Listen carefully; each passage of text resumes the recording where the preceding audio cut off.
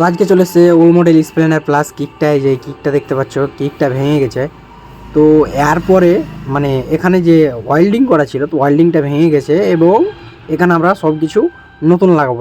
তার জন্য কিন্তু আমাকে ফুল ইঞ্জিন খুলতে হবে।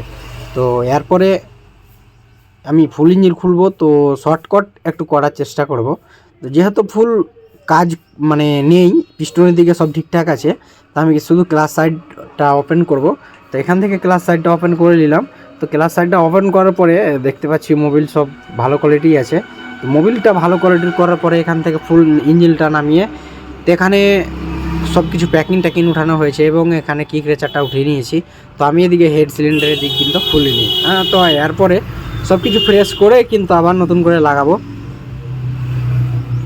তো এরপরে এই যে কিক স্যাপ পুরাতনগুলো যে সব রয়েছে, তো এটা হচ্ছে পুরাতন, এই যে পুরো মানে নিচ থেকে উঠিয়েছি, মানে খুলে। তো এটা হচ্ছে লিভার সেট, তো এটাকে আমরা প্রিমিয়ামটাকে বের করবো। তো প্রিমিয়াম আর নতুনটা দেখাবার চেষ্টা করব।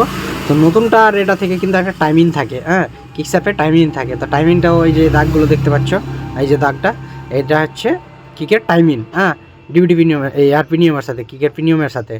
বাট এখান থেকে আমি নতুনটা ফিট করব। তো নতুনটা এখন দেখা যাক। এই যে হচ্ছে এটা হচ্ছে নতুন, প্রায় সামথিং ভালো কোয়ালিটি আছে। এটা হচ্ছে এই যে ফটোগুলো রয়েছে, এটা হচ্ছে কিকের টাইমিং এবং নতুন আর পুরাতন। তো এই হচ্ছিল স্প্লেন্ডারে কিক স্যাপ চেঞ্জ করা ভিডিও।